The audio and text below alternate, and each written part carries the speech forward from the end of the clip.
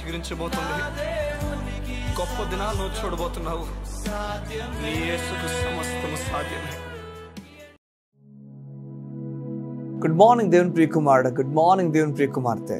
Special good morning to you. ఈ ఉదయం లెగ్గానే లేవడం తోడనే మనసంతా కూడా దిగులుతో నిండిపోయింది. ఎలా ఎదుర్కోవాలి ఈరోజు అని చెప్పి ఆలోచిస్తున్నావేమో. సంగమా, దేవుని కలిగిన నీవు అలా ఆలోచించకూడదు.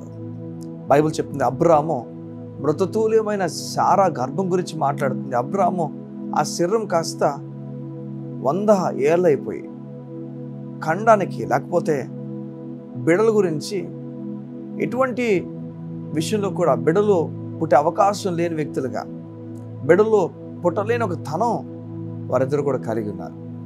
100 ఏళ్ళు వచ్చేసేయండి చూడండి, బిడలు పుట్టలేరు. ఇలాంటి ఒక సమయంలో ఉన్నప్పుడు నిరాశ కలుగుతుంది. చూసుకోవడానికి బిడలు లేరు, అంతా కూడా నిరాశ, బాధ.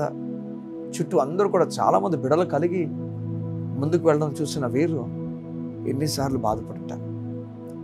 కానాను దేశంలో ఆ చుట్టుపక్కల ప్రాంతాల్లో ఎందరో బిడలు తిరుగుతుంటే, వారింటి ముందు నుంచి బిడ్డలు వెళ్ళిపోతుంటే ఎంత బాధగా అనిపిస్తుంది కదా.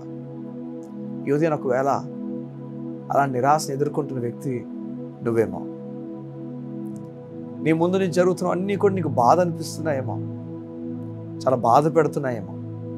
నీ ముందు జరుగుతున్న విషయాలన్నీ కూడా కన్నీరు తీసుకొస్తున్నాయేమో.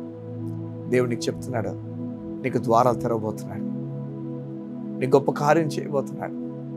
చూడండి, అబ్రాహాం గురించి ఒకసారి ఆలోచించండి. అసలు బిడ్డలు పుట్టే అవకాశం ఉందా?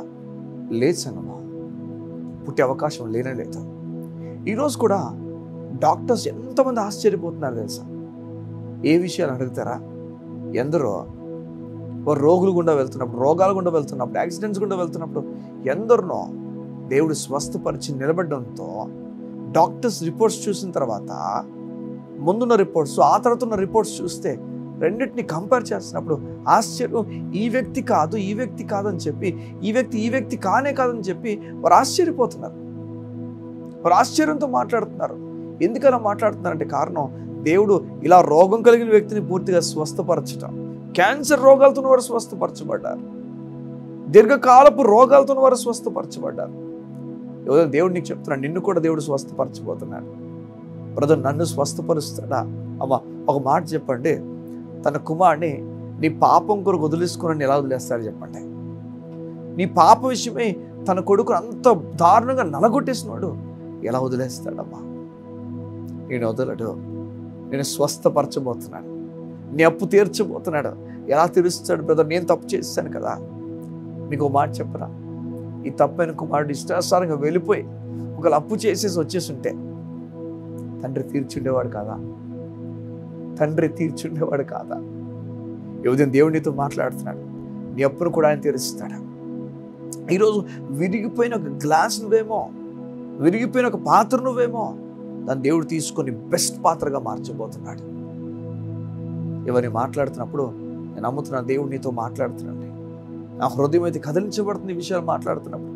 నేను దేవుడు వాడుకోలు సేవలో బలమైన పాత్రను మారని దేవుడు కోరుతున్నాడు. సంగమా, ఈ ఉదయాన్న మృతతుల్యమైపోయిన సారా గర్భం కానీ, మృతమైపోయిన అబ్రాము శరీరం అయితే, ఇక పనికిరాదు బిడ్డల ఖండానికన్నా శరీరాలు రెండు కూడా దేవుడు రెన్యూవల్ చేశాడు. నిన్ను కూడా దేవుడు రెన్యూవల్ చేయడానికి ఇష్టపడుతున్నాడు. నూతనంగా మార్చబోతున్నాడు. నూతన కార్యాలు నీకు జరగబోతున్నాయి. కళ్ళు మూసుకుంటావా? ఈ ఉదయం నీ గురించి ప్రార్థన చేస్తాను. మా ప్రియ పరలోకపు తండ్రి, నీకు స్తోత్రాలు. నీ బిడ్డలు ఎలాంటి గాయాలు గుండా వెళ్తున్నారో తెలియదు. ఈ ఉదయం లేచినప్పుడే నిరాశపడిపోయి వారి జీవితాన్ని ప్రారంభించారేమో. లేదు, నువ్వు వారిని ప్రేమించావు కనుకనే నీ కుమారుని విడిచిపెట్టావు కదా. వారి గురించి వారు భయం పడకుండా, భయాలు లేకుండా నువ్వు వారితో ఉన్నావు ధైర్యంతో నడిచినట్లుగా సాధించు. నీ గొప్ప నెమ్మదిని నీ బిడ్డలో ప్రకటించచ్చు. దేవుని కార్యము వారు చూచునుగాక, దేవుని నెమ్మదితో వారు నడుచుదురుగాక. యేసు నామమున ప్రార్థించు నాము తండ్రి. ఆమేన్, ఆమేన్, ఆమేన్. ఈ ఉదయం దేవుడు నీతో మాట్లాడి చెప్తున్నాడు, నిరాశపడతావు, కృంగిపోద్దు, భయపడతావు. నీ కొరకు బలమైన కార్యాలు దేవుడు దాచించాడు. God bless you. See you tomorrow.